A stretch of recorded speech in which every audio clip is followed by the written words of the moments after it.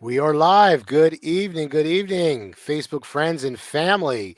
We are here. We're going to just wait for people to come on as you're hopping online.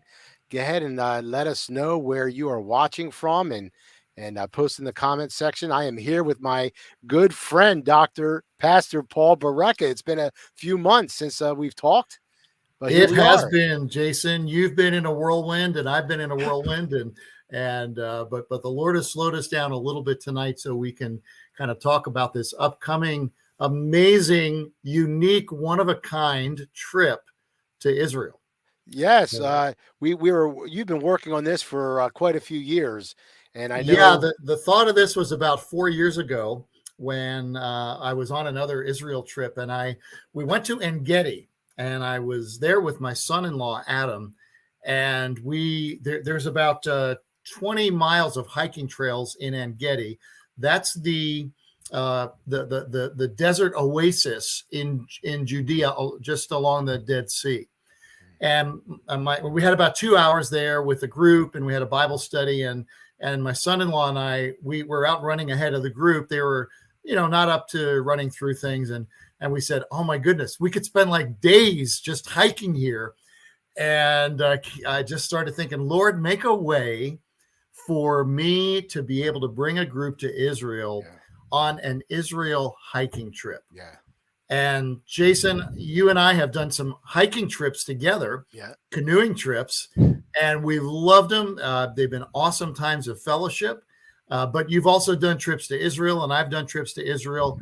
And we are combining two of Yeah. these huge loves, the land of Israel, hiking, actually Wow. three loves, and the love for the Yeah. Lord and his Yeah. word, into 10 absolutely full packed, crammed days in the land of the Bible, the apostles, the saints. It's just going to be incredible.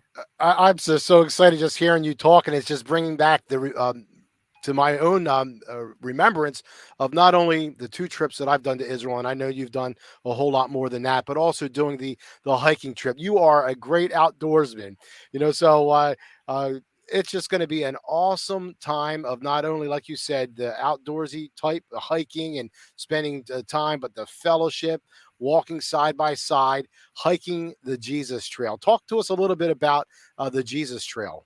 So I found out in some of this research, there is a hiking trail, just like, we've got in the US, we've got the Pacific Coast Trail and the Appalachian Trail.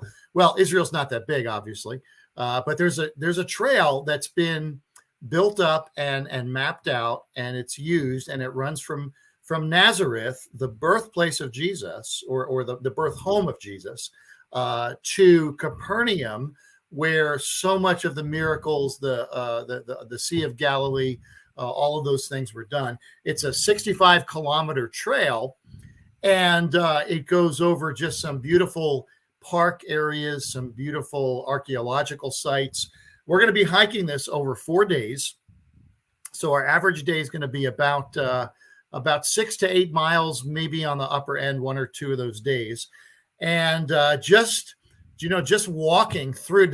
What's amazing about this, Jason, this is the region. It may not be the exact trail because trails change over time, but this is the path that Jesus took when he Yeah. went up to Jerusalem so many times. So Jesus walked these trails, these roads with his disciples 2,000 years ago. Yeah. At nighttime, we're going to come back to a hostel, kind of a hotel kind of accommodation, and we're going to be ferried back and forth to the point of origin for the trail. So we're not doing tents and backpacks and that kind of stuff.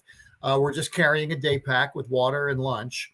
Breakfast is going to be at the hostel in the morning, and then at the hostel in the evening, they'll have dinner for us when we get back. So it's kind of a blend of convenience, but also that hiking and just walking through. And just, you've been on Israel tours, and one of the frustrations of those tours is that you go by everything so fast. Right. You're at an important place, and you've got 15 minutes, and it's just so frustrating. Right. Here, we're just going to take our time. We're not going to cover as many different things, but we're going to really, really spend time in the land, time to reflect, time to think, time to pray, talking along the way with our group, just like Jesus did with his Yeah. disciples.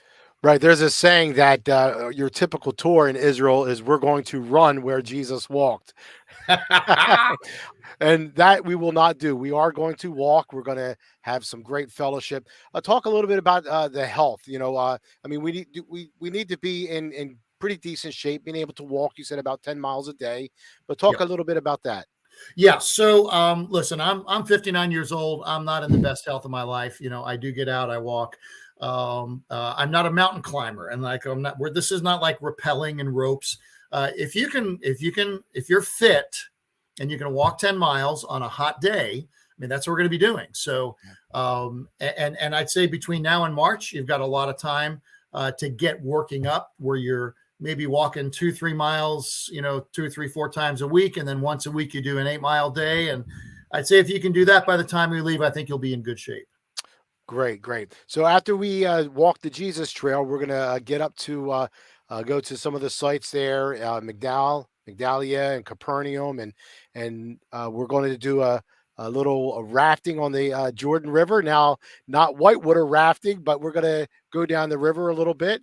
Talk a little bit about that. Yeah, it's about a 45-minute tubing ride down the Jordan River. And the cool thing about it is that you're on the Jordan. You're in the northern part of Israel. The water's flowing down from Mount Hermon, and just a beautiful scenic part. Most everybody that goes to Israel, they almost always say that Galilee is their favorite place because it's more natural than Jerusalem and some other places. And we're going to spend quite a bit of time in Galilee because of the Jesus Trail. We're going to float down the Jordan. We're going to hike up to, we're going to go to Tel Dan, which is an incredibly important archaeological site, and Caesarea Philippi, where Jesus asked Peter, who do men say that I am? And then he says to Peter, who do you say that I am? You are the Christ, the Son of the living God. We're going to be on that site, and it's just incredible. And there's so many lessons to learn. I don't want to spill the beans now, but so much that we're going to be able to do. So we talked a little bit about preparation physically. Preparation spiritually would be reading through the Gospels, right? Any other suggestions that you would have? Yeah, we're going to give you, we're going to recommend a couple of books. One is 30 Days in the Land with Jesus, just short devotionals to read. And another book on the Bible stories. It's a little more in depth of the different things that happen at the different archaeological sites. So reading in advance is super important. I would say the most important is reading through the Gospels, because really that's going to be our focus. Even though there's a lot of Bible history contained in these places, our focus is going to be on Jesus and his disciples. I'm just adding this so people can see. So once we get up, once we're done in Capernaum, we're going to head down south to En Gedi. Talk a little bit about that. Sure. So En Gedi and also the place of the Dead Sea Scrolls, Qumran, they're right there together. And rather than just an hour or two in En Gedi, this is the place where David hid from Saul. And I think I might have some. They might not be in the right order. Let's see. Let's see if I have some En Gedi pictures. Here's En Gedi. And En Gedi, it's in the middle of the desert, of the Judean desert, but there's waterfalls. And what's amazing is Jesus probably visited En Gedi, but Solomon swam in these waterfalls. And you see, it's a beautiful park. We're going to have time for Bible stories. There's a series of 7 waterfalls through there. So we're just going to be able to do that and spend actually several hours visiting and hiking through the trails of En Gedi. Once we leave En Gedi, we'll be heading down to Masada. Masada has a great significance in the in Israel. And what are we going to be doing in Masada? Well, the Masada is so important because it was the place where the Zealots held out against the Romans in 70 A.D. In 1967, in the 6 Days War, Israel reconquered Masada. They took the land that's Masada. What you're seeing behind me is the Dead Sea, and across from that, those mountains behind me, that's the land of Jordan. In biblical days, it was the land of Moab. We're going to climb the snake path to Masada before sunrise. We're going to climb up this, and as you can see, it's about a 45-minute to an hour and a half climb, depending on how fast you go. This is the path that the Romans initially tried to climb to dislodge the Jewish zealots off the top of Masada. And you can see, we're it's just amazing, and we're going to do it. Now, there's a cable car, but that's for the wimps. We're not taking the cable car. We're going to walk the snake path to the top of En-Gedi. So I tell you what, I'm really, really excited about that, because both times that I've been there, we took the cable car up to the top, and it was a little warm, but like you said, we're going to start off early, and we'll be to the top by the time the sun rises. It's just going to be just a beautiful. And then, I got it, so all the tourists, they take the cable car up and they see one little part of Masada. Yeah. By walking up, we're going to get there before all the cable cars don't come up till 10 o'clock in the morning or 9 o'clock. We're going to have like 2 hours to literally explore this mountain fortress. Herod built this mountain fortress. He built it because he was afraid of the Romans and he wanted a place to go to. And Herod did everything big and everything opulent. And so in Masada, we're going to be able to walk down into a cistern that held water. When the Romans conquered Masada, there was enough water for the group to last 100 years and enough food to last throughout their entire lifetimes. They were growing food on top of this mountain plateau. We're going to walk into this cavern, into this cistern, and the ceiling is 100 feet high. And this would have been filled with water in the time of the Jesus and the apostles. It's just unbelievable. And that's going to be our next to last day. And Jason, here's I want to just share two cool things. We promised to try to keep this short. Two cool things. One is that we've changed the flight that we're leaving on so that it leaves late at night. We fly through the night to get back home, but by leaving late at night, after we spend our last night at the Dead Sea, and we're going to see Masada, we're going to spend one last night at the Dead Sea, we're going to wake up and travel to Jerusalem and have a full day in Jerusalem. Wow, we are getting the best of both worlds. Yeah. We're able to finish up our trip in Jerusalem. And I know exactly, like if you told me, if you've only got 10 hours in Jerusalem, what do you want to see? I can tell you, we're going to start at the Mount of the Mount of Olives. Yeah. We're going to walk down that path. We're going to go to the Garden of Gethsemane, the Southern Wall, and the Wailing Wall, the Western Wall, and then just give you some free time to roam around, and see Jerusalem from the Mount of Olives, where Jesus was, where he prayed, where he gave the Olivet Discourse with his disciples, where he's coming back, brother. You're going to see the Eastern Gate where Jesus is going to walk through. All of that is going to be right there. Yes, we're going to see that. And I get chills just thinking about it. And the second amazing cool thing is, as you know, Jason, this trip got canceled in March of this year. Yep. Back in November, Israel was still requiring COVID vaccines. It was still pretty much a restricted entry. And you and I made the decision we had to cancel. Yeah. Israel has now changed its policy and its approach to COVID. No vaccine required, and just a COVID test when you get into the country. So if you've not been vaccinated for COVID, Israel is good, at least right now. Yeah. And so it opens the door for a lot of our friends, for you and me to be able to travel. So that's just the thumbnail version. As you can tell, for those of you listening, if you can imagine how excited we are here, just imagine how excited me and Jason are going to be teaching and traveling and having Bible studies in Jerusalem and in Israel. It's just going to be amazing.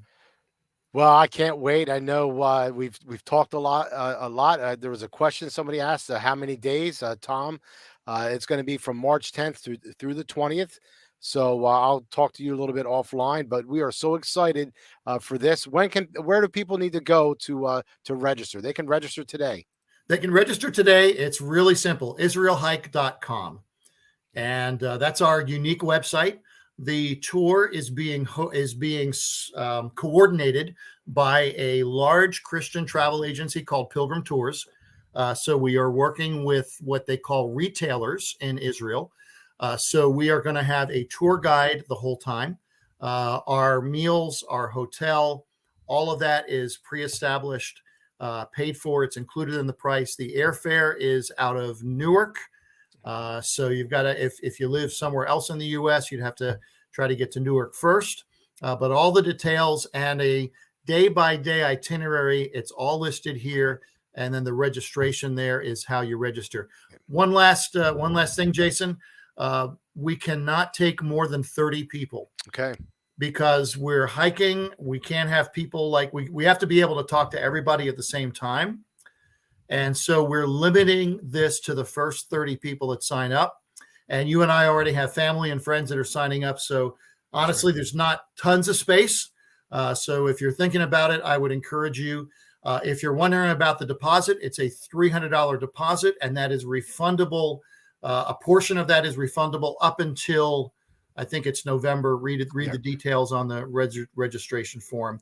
But it's worth it just to get booked and get your place reserved. Awesome. Just to recap, if you go to israelhike.com, you can learn a little bit more about us, some testimonials. You click on register. That'll bring you right over here to pilgrimstours.com, and you'll get all the information day to day, what we'll be doing, and where you can reserve right online. So we're so excited for this trip. We encourage you to go ahead and register today. If you have any questions, I'm going to put Pastor Paul's phone number up here. You know how to reach me, or you can reach out to Pastor Paul at 609-364-5292. That's great, Jason. Right. You're getting me fired up. I want to leave tomorrow, but we've got some time to prepare. And let's just pray that God brings. We just prayed, those of you listening, we just prayed that God would lead just the right group, people that will be encouraged and will encourage one another. Amen. And that's what we want to be able to do. And we want to get to know you. We want to spend time with you. And just a very, very unique tour. Nothing like this. I have not found anything like this. So for those more active folks that are thinking about Israel, this is the trip for you. Amen. I can't wait. Send us a message if you have any questions. We look forward to seeing you in Israel next year in 2023. God bless. Thanks, Jason. God bless. God bless. You have a great day.